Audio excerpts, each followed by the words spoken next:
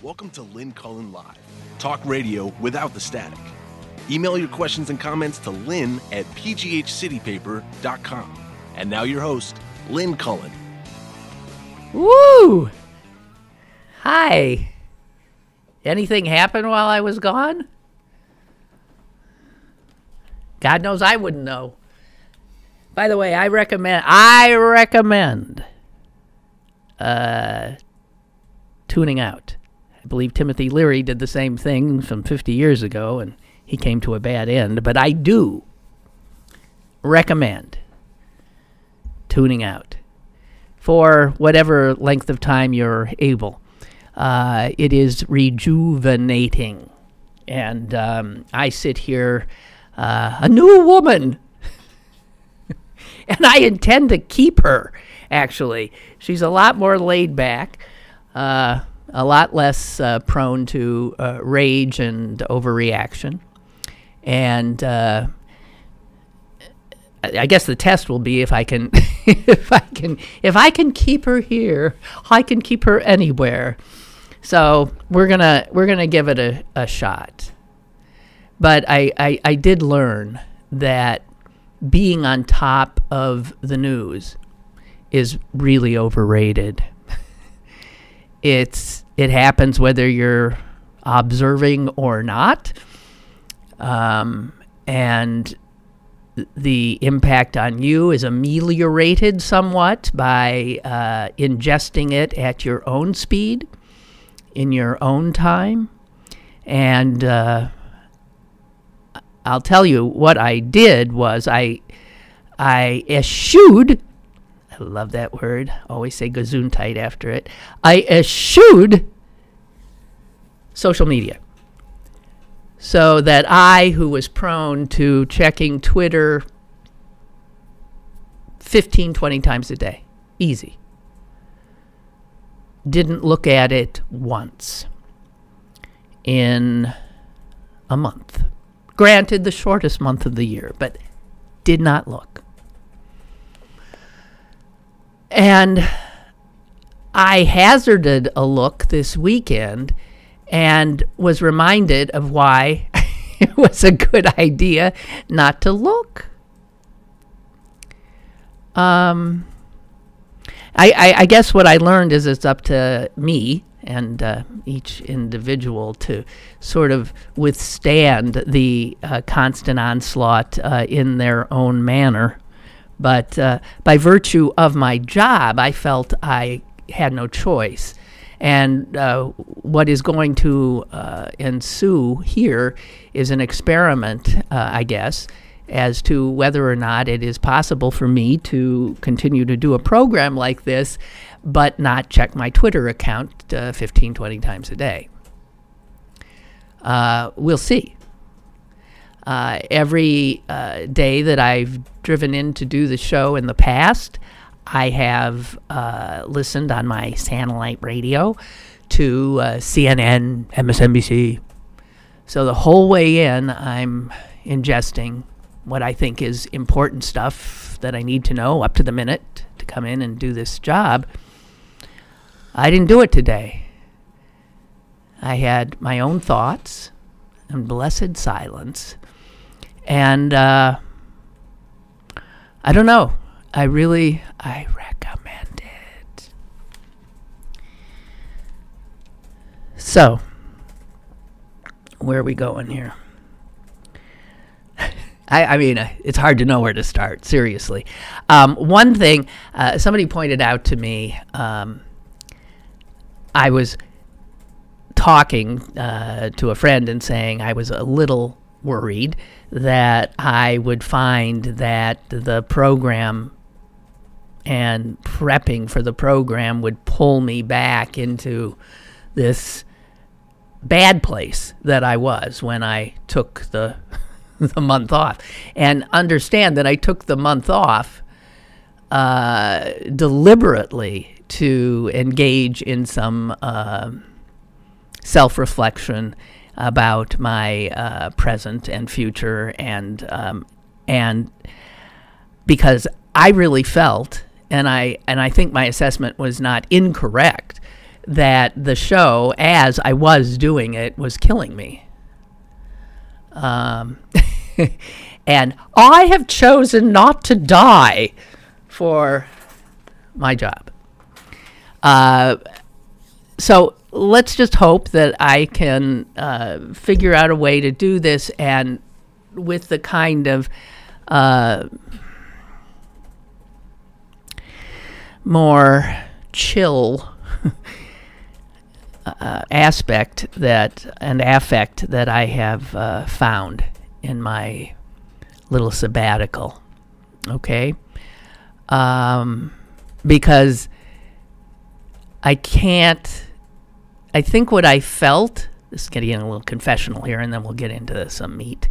I think what I felt, and maybe I was incorrect, but I don't think so, was that I felt like the expectation for you of this program was for me to be a voice, a conduit of the anger, the fear, the discombobulation, trepidation, and all that negative stuff that we're all feeling.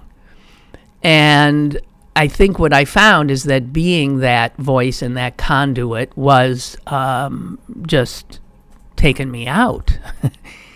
It was. So we'll have to figure out how to do this without making me sick, because I really think I would leave here sometimes with just blinding headaches. I'm sure my blood pressure very elevated. And one of the ways I was dealing with all the stress of this feeling that I was supposed to essentially be this, what is the, here, it's just like old times where she can't think of a goddamn word. And now I've lost my train of thought, which is just absolutely, anyway, well, back in the saddle again. Anyway. Ha ha. So, I gotta tell you, I was really not handling the stress of being an American. And on top of it, being a person who did a program podcast like this very well. I was drinking too much. I was smoking too much pot. I was binge eating every night. I was unhealthy. And so what I've done in the last month is cold turkey, pretty much everything. And I feel a whole lot better. I really do. And so I'm just going to try to hang on to that. It's important, and more important than doing this program.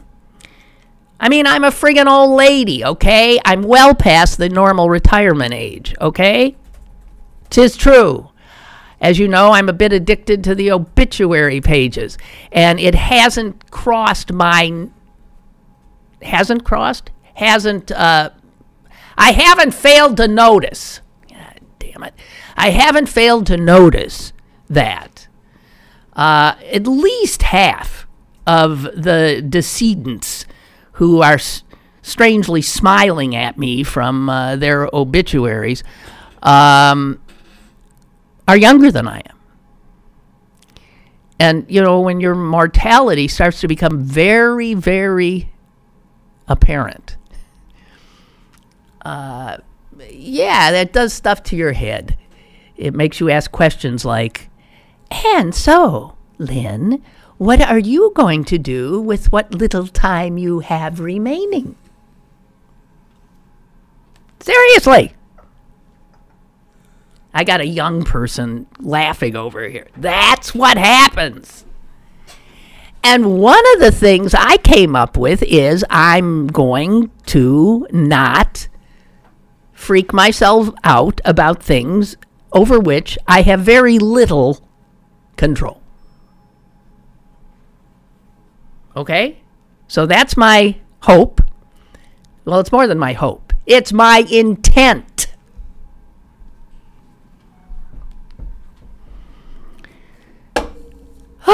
And that said, let's jump back in. Oh, I found a quote that I just love. Now, I know sometimes I find these quotes, I just love them. I say them to you, and I can just hear on the other end. I can feel that they don't necessarily resonate with you, but I don't care. It's my show. So here's the quote. It's by Kierkegaard. I found it while reading one of the, probably 7 or 8, maybe 9 books that I read in the month that I was off. Oh, I so love books. I so love reading. Oh my God. Okay, so anyway, this was a quote that was in one of the books, lifted and I think used by a character. It was in a fiction. But Kierkegaard said this, and man, is this true. Life can only be understood backwards. Unfortunately, we have to live it forward. And there it is. Nothing ever makes much sense in our lives while we're in the midst of it. The can't see the forest for the trees thing. And it's only, as you well know, by looking back that you begin to put things together, that you begin to understand things. So the only way you understand anything is understanding what's back there. But we're forced to live forward, which is where a lot of stress comes from, because we're venturing into a void, an unknown, right? And I think these days, that unknown seems even more so, not just because of what's happened to our government, but also because of the impact of technology. And so right there, the stress of our lives is high. And that's not even talking about our individual lives of just dealing with work and friends and family and all of that kind of stuff. So needlessly exacerbating an already high level of stress seems to me to be stupid. Okay? Life can only be understood backwards. Keep that in mind, because if you're not understanding what's happening in the present, it makes perfect sense. And people who act like they do understand what's happening are full of, you know what, crap. Oh, Chuck says, you did tweet once. That's true, I did once. I realized when I said I didn't, but that's different. I think what I said moments ago was that I did not check my Twitter. That remains true. I used my Twitter once. The day I used it to put a tweet out, I did not also then look at the feed. So what I meant was I did not look at the feed. My producer says, then we rate this claim half true. No, I think it was a little, yes, wobbly. Because actually putting a tweet out is not the same as ingesting. My thing with Twitter is ingesting it. Throwing crap into the swamp that's a different action. I did tweet once, and I tweeted in a fit of rage, which is what people do on Twitter. It's why it's such an awful thing when it's awful. I'd been denied entry to an airplane that I was holding a ticket for, and I could see the airplane right there. It was still on the ground, and they wouldn't let me on. We've closed the gate. But I have a ticket and the plane's right there. We've closed the gate. This is the last. I said, there's no other flight. What am I? And we will not pay for you to sleep somewhere. You can sleep here in the airport. I mean, I was in such a rage I couldn't see straight, okay? It was the one time I was in a rage the entire month. So, of course, I tweeted. Anyway, let's take our first call. Hello. Hello, Lynn. Welcome back. Thank you. George Ramon. I can tell your voice, George. Hi. Oh, you can? Okay. I can. I recognize your voice. Oh, very good. Hey, I'll tell you, I've been anticipating you coming back here for the last week. I know you put it off for another weekend, and I thought, she is in the zone. She's in the zone. I know she is. And when she comes back, this will be transformational. And goddamn, it is. You have come upon what I call the age of wisdom.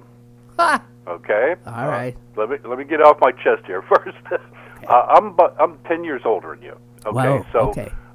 You now have arrived at inspiration. I won't say divine. I'll just say galactic inspiration. And you have 10 years to catch up to me. But you are talking about things that I have experienced over the last 10 years also, okay, which means adjust your life and focus in on priorities. Stop and smell the roses, for God's sake. Well, you know that from your younger years in the 70s? Yes. 80s? Oh, yeah. no, absolutely. Okay? Yeah. Okay. Everything that you read in the news is the way you've been doing the old school way. Now you're starting to think on your own within yourself and come up with your own internal values and ideas that beat the hell out of reading the news every day and reacting. You are arriving in the zone of the age of supreme wisdom. Oh, I thought you were going to say the age of Aquarius. Yeah. Well, I wouldn't say that, but I'll let you fill in. Yes, yeah. I mean, there's so many things I could say. No, but I absolutely. She's quoting Kierkegaard at 10:17 in the morning on the return from her sabbatical. Man, I'm waiting for you to go up to Mount Washington and sit there and get into a trance. I mean, this is. I am, George. George. You have arrived at Mount Olympus with the rest of us. George, the old and the wise. I am meditating. I am meditating once a day, too. Excellent, excellent. This is where you start using your internal experiences over the years. You're putting it all together and integrating it, and you're coming up with a different summary and conclusion than you had in the past, in your younger, stupid days. Okay? Well, I'll tell you. We all, I'm not saying you personally. No. I'm saying that we all are growing. Now, you think I'm probably talking about transcendental meditation and all this other stuff and Eastern philosophy. No, I mean, this is just humanistic stuff that happens to us. Yeah, and I do too. You as a youngster at the beginning of your trip into this older age and wisdom, but I want to say welcome, and I'm so glad you're back, and you have renewed my faith in womankind and humanity all at the same time. Thank you, George. Thank you. Thank you. Appreciate it. Truly do. And we'll talk more. Okay. I'm sure there's a line a mile long trying to get in here to talk. I don't know, but thank you. Thank you. Yes. Bye. Talk to you again. Okay. Thanks, dear. Bye-bye. Bye. Okay. Okay. Oh, well, see, Chuck, and I hadn't seen this. Chuck, when he said, you tweeted once, he agrees that it wasn't. Aha! Chuck says, I thought. She couldn't resist. And then I discovered it was a rant on American Airlines, not a tweet on Trump as I had expected. Yeah, so yeah, that's different. That's different.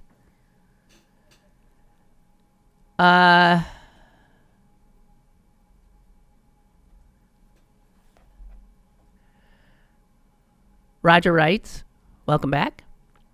While you were away, I joined a new running group and met a man named Tony. Can I interrupt that just for a moment, because that brings me actually to the obituary of the day. Because this guy was in a running group. And on May 6th, 1954, this guy, who was a medical student in London, finished his shift at St. Mary's Hospital. So he had worked a full morning shift at the hospital. And then he got on an afternoon train to Oxford. And then he had lunch with some old friends. And then he put on his tracksuit and did something that nobody thought at the time was possible. And that is run a mile under 4 minutes.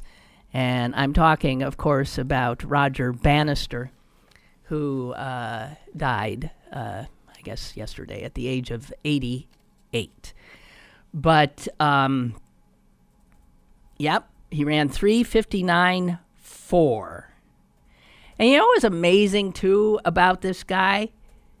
A year later, he stopped running altogether. He retired at the top of his, he broke what was thought to be an unbreakable record for a human being.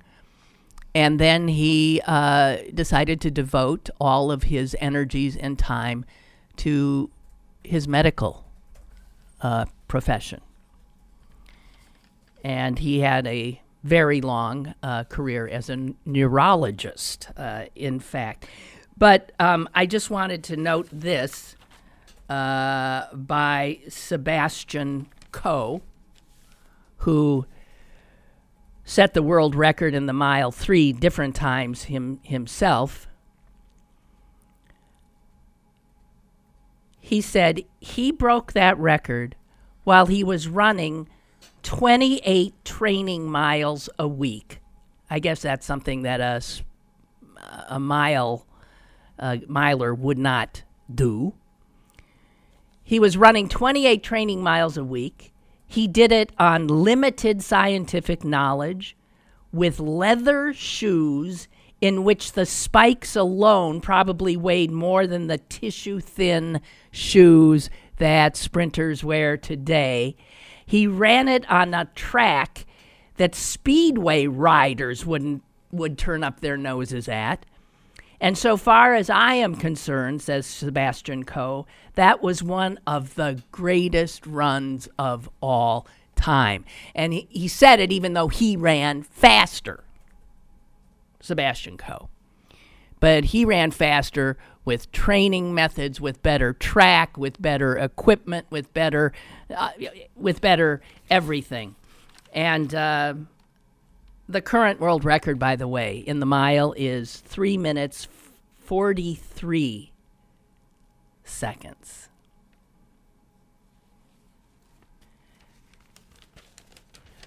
Roger Bannister, by the way, said he learned to start running fast because of the Nazis, because he was a boy in the Blitz in Britain. And when the sirens went off, he said he'd run like hell to shelter.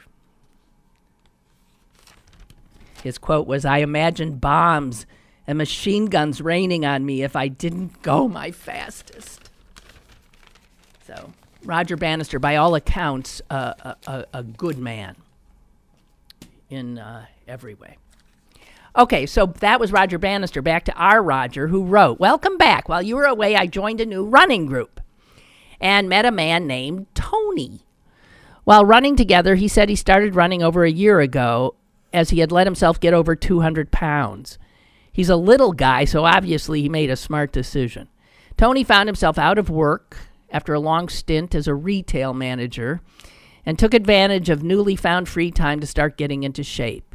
He was quiet and seemed very sensitive, and what stood out to me most was that he asked questions. Not very common when talking to white males. When a 30-something dude in our group started bloviating about his conservative stances, reluctantly, especially given the recreational reasons for all of us showing up to run, I couldn't let him go on without being rebutted. Not only did Quiet Tony empower me with his nods of agreement, he started to chime in, and I couldn't help notice tears were welling in his eyes. Oh. The dude shut up. Question, Roger says. Does anyone know what happened to the Tony who used to call into your show and usually closed with obvious emotion and say something like, "My dog's the only person I love"? That Tony, no. And that was a long time ago. That was on the radio. This poor soul named Tony would call, and he would say it wasn't the dog was the only person he loved. He said the dog was the only person who loved him.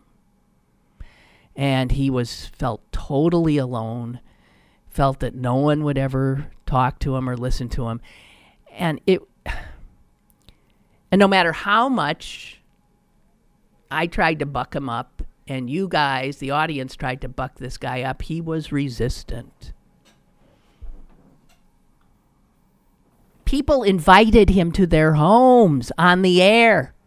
Give him my phone number. Tell him he's welcome to our family's Sunday dinner. Please tell Tony to come and bring his dog. There was all of this. There was always an outpouring of people reaching out to him, and he wouldn't ever reach back. And, you know, when people... you gotta let them go. There was a very haunting piece in yesterday's New York Times about a homeless woman in New York City who had brilliant prospects as a young woman and clearly became mentally ill, but how so many people cared about her and tried to help her, and she spurned all efforts. And you can only do so much, right? So, no, I don't know what happened to Tony. I don't. We have another call. Hello? Hi, caller. Hello, Lynn. Yeah. Hi, Lynn. Hi. Hey, I agree with George about that older, wiser, but I don't know. I don't know if everybody's like that. It seems like the people I run into are older. They're narrow-minded, closed-minded. They think they know everything, and you know what the hell you're talking about, and they know what the hell's going on. Well, I run into that a lot. Well, older, because I used to repair work in homes, and they were older, and some of them were just something else. It was closed-minded people. I know. So the fact is, certain people that work, but some of them I don't know. Maybe they just don't have it there to begin with. I appreciate totally what you're saying because it's true. Age does not necessarily confer wisdom on you. No. Right. Just look at the last election, which I don't want to get into that. Okay. Thank you. You have a good day. You too. Okay, goodbye. You too. Yeah, I mean, like all things, your blanket statements do not ever hold up. There's plenty of people who stopped growing mentally and psychologically, emotionally, and all that stuff when they're in their teens. I know young people who are already as good as they're going to get. You can tell, unless there's some incredible awakening in them. I'm not talking about you. Why do you... Am I not going to get to all of that stuff that I pulled out of the paper? Henry writes, so I couldn't go off the grid like you, but Henry, you did start a written sentence with the word so. I will delete it. I couldn't go off the grid like you, but I did try to take a page from your book and try a few things that have been somewhat transformational. First, I silenced my phone. That's huge. I check my phone now when I'm good and ready. Good for you. Instead of when my phone beeps or vibrates. Good for you. We're all like Pavlov's dogs now, aren't we?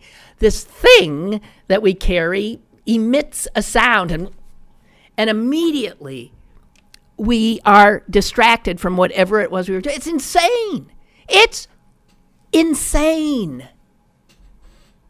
Good for you. And second, Henry writes, in February, there was no CNN, MSNBC, nor Fox on my television. Yes! Excuse me. I watched only 30 minutes ABC World News at 6:30 each evening. That's all anyone needs. Third, in place of your show, I walked without my phone. I'm down 6 pounds for February. Well, you keep walking. Just walk at a different time or something. I'm glad you're back. Oh, glad you're back, he says to me. I am too. Yeah, I'm down. I'm down about 14 pounds. Man, that's what not binge eating. It's not like I'm dieting. I'm just eating like a person should eat, you know. I've gotten in the habit of eating breakfast, which I never ate, and lunch, and dinner, and then, astonishingly, not eating after. I got out of the habit of eating while watching television because I don't watch much television, and that you just eat mindlessly then, right? So yeah, this was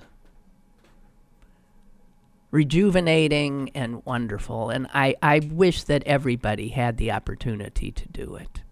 I know a lot of people can't. We have a call. Hello. Hello, Lynn. It's Dave from Washington. Hi, Dave. Welcome back. Thank you. You know what? You hit the nail on the head, something I've been saying for a long time. Social media it's a cancer. It really is. It's the reason why stupid kids are eating laundry detergent, because they want to get a million people to watch them online or whatever and say, hey, I like that. It's the reason why people do half the stupid things that they do nowadays. Yeah. I got rid of my cell phone back around Christmas time. Wow. And I actually got a really good deal on a new one, so I bought a new one. And first off, people couldn't understand how I went without a cell phone. And my whole thing is, just because they make them and they market them doesn't mean you have to have one. And I never make any phone calls. And texting, you know, I'll get drunk and text my buddies something stupid, and that's about it. I play the jukebox at the bar with it. That's about all I ever even used the phone for. And so I did get a new one last week, and at work, I mentioned to my boss, I have a new cell phone number, so here's my number in case you got to text me for something. And he said, cool, what kind did you get? Let me see it. And I said, I don't have it. It's at home. He said, what do you mean you left it at home? I said, I'm at work. I can't use it while I'm at work. I'm not going to sit there playing the phone. They just couldn't understand how you can have a cell phone and not have it on you all the time. Right. Oh, you feel naked without it. Yeah. And it monopolizes your life. Like you said, it goes off, and you've got to answer it. No, it's there for your convenience. It's not there so that people can get a hold of you 24 hours a day. It's there for you to use whenever you want to use it. And you don't have to answer it. You don't have to carry it with you all the time. Right. Well, what if something happens? They ask you, well, what are you going to do after work? You know, without your phone. I said, I don't know. I'll probably go home. You know? That's right. I have to tell you, I feel... even then, it's not on half the time. Right. It's so smart. I have to tell you, I feel like I sort of time traveled in February because I sort of went back to a human pace to live. Yeah. Not a pace that's dictated by the friggin' algorithmic world that the tech people would have us try to exist in. I hate it. Right. And that's not to say that there's not a lot of good stuff out there, but I want to have control over how I access it. I don't want it having control over me. I went 55 years without a cell phone, and I did just fine. Then I did 4 years with one, and, I decided I don't need this anymore. And like I said, I only got one because I got a really, really good deal on it. And it's a really fancy phone. But even then, still, I don't do anything with it, really.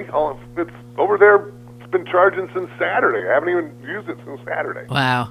Well, I know. But social media is what's killing people. I refuse to look at Twitter. I do not read Twitter. And if I'm reading a news something, a news item online, and they have the little tweets there, I skip over them. I don't read them. Twitter is not news. News does not show up on Twitter. Now, maybe somebody who's more familiar with Twitter like you or whatever will argue with me about that. I would, because it's good for breaking news.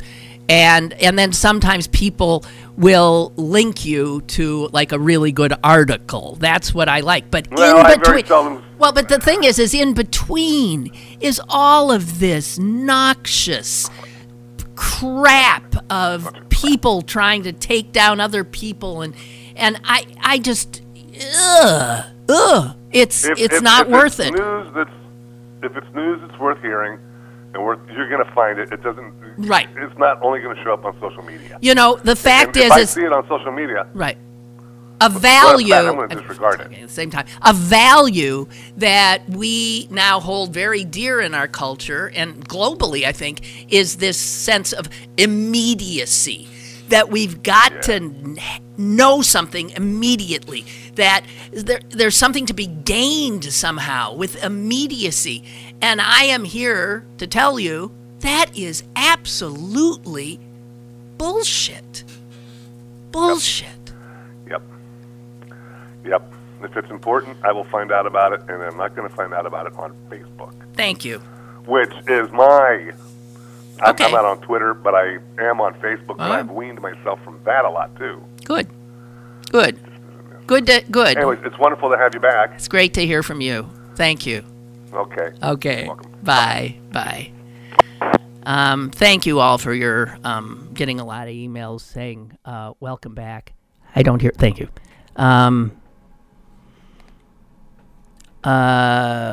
Someone saying the Reverend Billy Graham, someone you called an old coot in a New York Times article you brought up a couple of years ago, died while you were gone.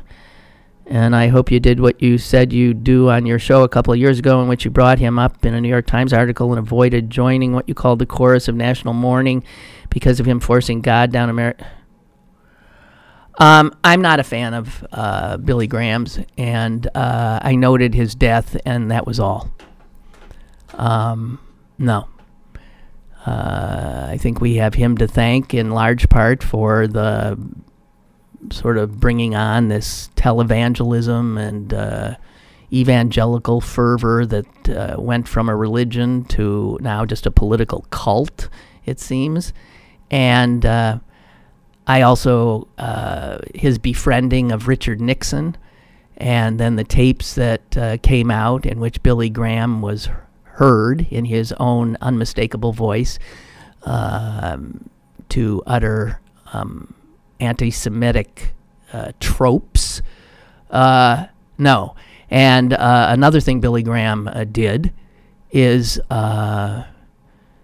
pollute the world with his son, Franklin, who is a Trumpist and in every way the embodiment of what evangelical Christianity has unfortunately become. So that's what I have to say about Billy Graham's demise. I pay it no attention. We have another call. Hello? Hey, Lynn. Hey. George again. Well, George! Yes, this is your wisdom coach calling to give you support, of what you said earlier. That newspaper on the left-hand side, wrinkle it up and throw it away, okay? You're now into the new wisdom area where you're going to speak from your mind and not grab a newspaper article and get into your old frame of mind that you put in the past. Okay, that's just, this is your wisdom coach trying to help you out here. You don't read a newspaper anymore? No, only online, to tell you the truth. Well, but then you do. This is not about me. This is about you. Well, I know, but you. I do. Lynn. Jesus. This is. I'm trying to help you here. Oh, and of course, I was joking about the wisdom thing, if somebody didn't get that. Not all of us will be wise in old age. We will be probably what we were when we were younger, only with experience in between. Okay, so that newspaper, put it, wrinkle it up, throw it away. You're going to talk from your mind. Yes, I am, but these papers are there because my mind also is aging, and my memory is shot. Yeah, I know, but you're going to pull that's here to subjects remind from me your of what heart. I want to talk about. Okay? Yes, but this is what you have done in the past. This is the new Ida, Lynn, Miller, Cullen, etc., etc. The age of wisdom is upon you, dear, and you said when you were driving in your car that you were going to do this. So I'm trying to help you. I'm kidding a little bit, of course. I hope. Okay. Hello? Thank you. I'm here. Okay, I'm sorry I abused the call. Yes, you sure as hell did. Okay, goodbye. Okay. Talk to Bye. you. Bye. Bye. Bye. Dawn says, my best friend and I always say, the life you save just may be your own. Yeah, great. Good for you for taking care of you. My mom, Joanne, and I missed you, but are glad you are rejuvenated. Welcome back, sister. Thank you so much. Well, I mean, the job now is to hold on to it, right? Little Tony writes, if that Tony was a guy who used to call Uncle Dougie's show too, I heard years ago on a local talk show that he had passed away. I thought I remembered that as well, that somebody did call and say he had died. I can't remember the details, but I remember the guy. He broke my heart when he would call the shows. I think his dog may have died, and it wasn't long after that he passed away as well. Yeah. I mean, yeah, he made everybody so unhappy because he was so unhappy. And yet, so unhappy he wouldn't reach out to take, hands were offered to him and he wouldn't reach out to take the hand. And at that point, I think you have no choice but to walk away. Roger says, I bet your new wisdom coach is a white dude. Yeah, he's a white dude. And you're saying that, Roger, because he's mansplaining? It's okay. Oh, it's okay. Tina says, per your discussion, I started not watching news on the weekend and mostly listened to the radio. Loved Victoria on PBS and, of course, reading. And you're recommending a novel to me, okay, that your cousin wrote? Marion Hatley. Okay. Well, thank you. And I am told that a bunch of people are sending emails to you on Gmail. Are you going to forward those to me at some? Oh, okay. Okay. So,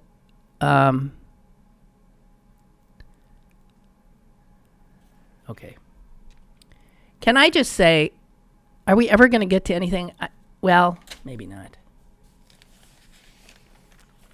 I don't know. There's this.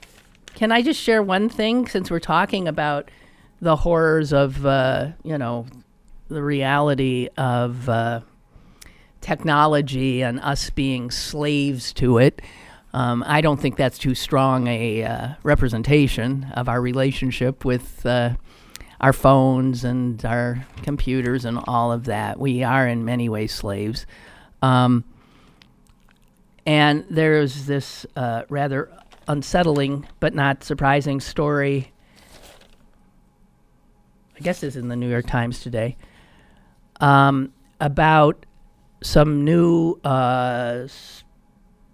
app that's out there that allows people of ill intent to make videos in which they can take a picture, for instance, of me And literally, and in a way that, believe me, if you were to see it, you would think it was real.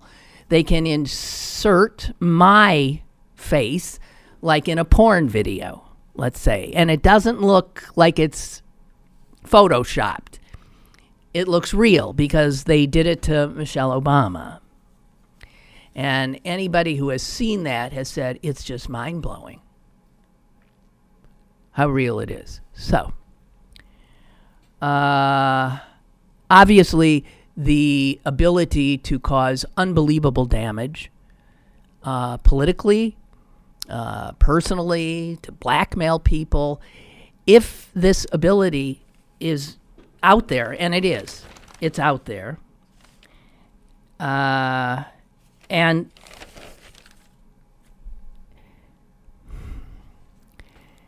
you know that what's that quote from Who You Gonna Believe? Me or your lion eyes or something, whatever. Used to be that you could believe what you saw. It's not true anymore. And those of us who are relatively media literate, and that's not a lot of folks,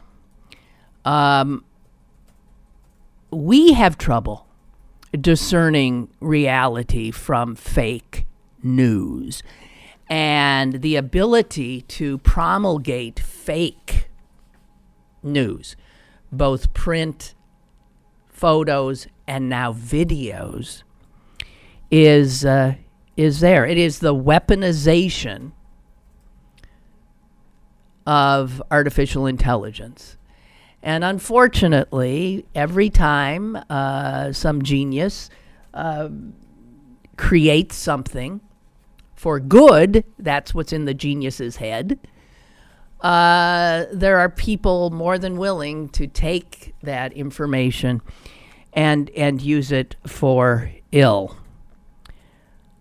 And the problem is that misrepresentations, flat out lies, whether visual or written, that come to us on these devices, the lie, it is true, will be disseminated and will travel far, far, far, be shared over and over again.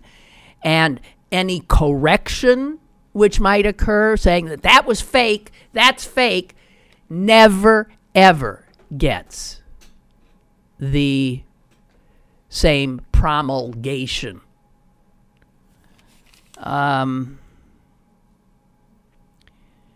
So manipulated video is about to become commonplace, and there's probably nothing we can do except to now be incredibly skeptical about anything we see. And ain't that sad? Ain't that sad? You've got one of these things. Do you want to post it on our... I can post it, play it now too. But it's visual. How are we going to play it now? Okay, no, we can post it on our Facebook. Okay. My Facebook thing, which I never look at. Okay.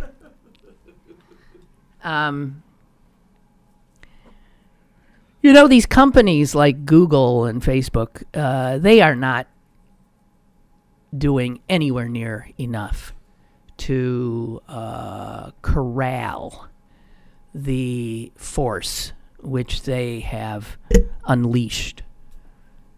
Not anywhere near enough, and there's got to be some way to hold them more accountable. I mean, imagine now you can have a video of candidates doing some unspeakable thing, and it will make the rounds. And it looks as real as it can be. Oh, not good. That's why I was glad to see that a guy who I don't like, but he's done some good stuff, Stephen Brill. I don't like him for personal reasons. He was my brother's friend at Yale, and many years ago. And I just didn't like him, okay? Steve Brill, smart as heck. He's the one who came up with Court TV, now long gone, but at the time it was revolutionary. He has, in journalistic circles, put out a lot of really wonderful products. And he today is launching something called NewsGuard, in which he is employing a whole bunch of journalistic savvy human beings to go through all of the promulgators of news on Facebook, on Twitter, all over the place, and rank them, rate them, for not for content particularly, but for hewing to journalistic standards. And so they are going to be putting, a green light on anybody. It could be a conservative, right-wing place, but they hew to journalistic standards. Green, yellow, beware, and red, fake. And they're going to have essentially what they call nutrition label write-ups about each brand.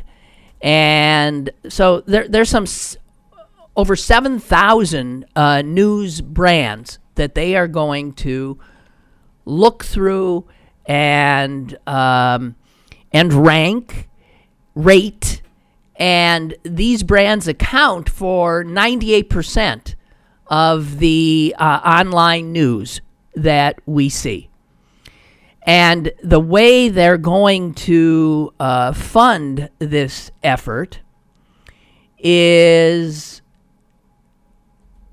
they are going to charge advertisers.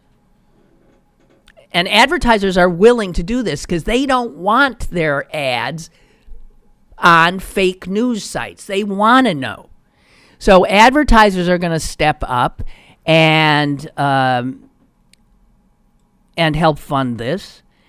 And also, he is intending to charge Facebook, Google, Twitter, the very digital platforms that have created the problem in the first place. And apparently, I guess, he must have some indication that Zuckerman and some of the others are willing to have the help. So where Facebook and Twitter rely on these algorithmic ways of trying to sort through what's real and what's not, Brill says that doesn't work. You want to really go through it? Then you got to employ, guess what? Human beings. Human beings. And so that's what they're going to do. Stephen Brill is joined in this by a guy named Gordon Krovitz, who wrote a piece about it in the Wall Street Journal today, and he is a former publisher of the Wall Street Journal. Both of these guys come with total credibility in terms of real journalistic reputation. And I wish them all the best. But ultimately, it comes down to each one of us, the ingestors, right? The readers, the listeners, readers, listeners too, understand who's behind what we're reading. And in that regard, I just want to note that the Pittsburgh Post-Gazette has taken another horrible turn. and I'm losing my ability to hang in there with them, although I did just re-up my subscription before I left. I don't know that I will do that again. It turns out that after the big brouhaha about that revolting editorial that they ran on Martin Luther King Day, something I ranted and raved about calling people racist is the new McCarthyism and blah, blah, blah, blah, blah. It was so horrific.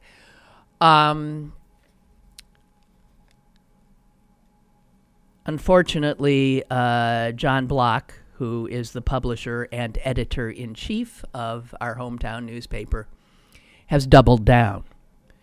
As you'll recall, he was criticized in journalistic circles, the editorial was. His own employees staged protests and wrote protests.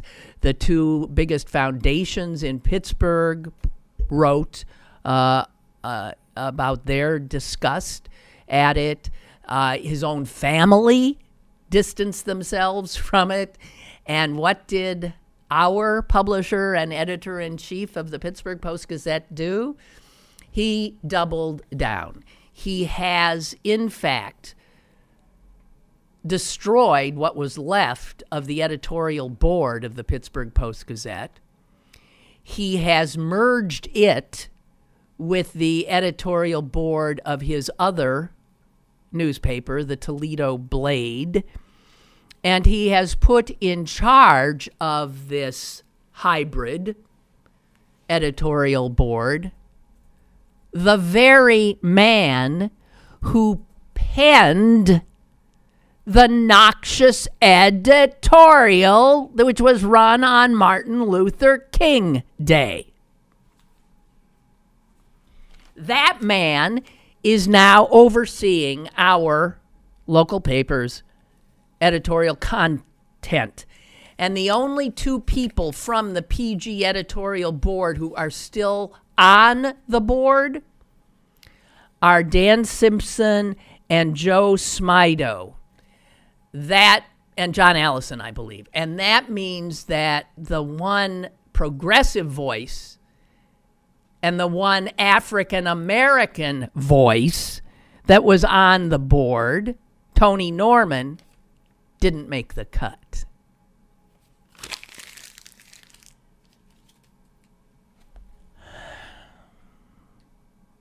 So, it's bad news. The good news when I was gone is the redistricting thing. Woo! Woo! Wow! I like it so far. I like it. I really do. And even if Connor Lamb manages to pull this off, I mean, he'll have to run, against Keith Rothfuss if he wants to stay in Congress, I believe. Mount Lebanon will be in the same district as the noxious Keith Rothfuss. Let's hope he could knock him off. I don't know.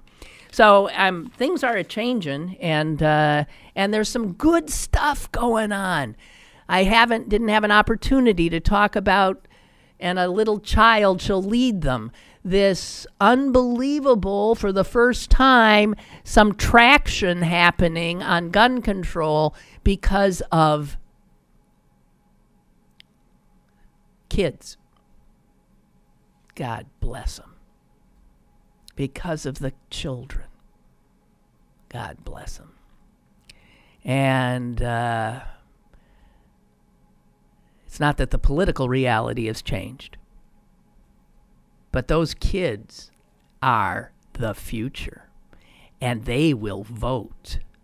They will start really voting. This is good. This is good. Well, guys, I guess I'm back, and that was our maiden voyage. My sister will join us tomorrow, as is our habit. I do intend to try to book more guests on the program to keep myself from, getting nuts. And I'm going to make every effort, as I said, to keep this show something that I can continue to enjoy and that has a reason for being for you as well. Okay? So let's wish ourselves luck, and thank you. Thank you. Bye. Lynn Cullen Live, Monday through Friday from 10 a.m. to 11 a.m. and archived at pghcitypaper.com. The opinions expressed on Lynn Cullen Live are those of the host and do not necessarily reflect the viewpoints of Pittsburgh City Paper or its advertisers.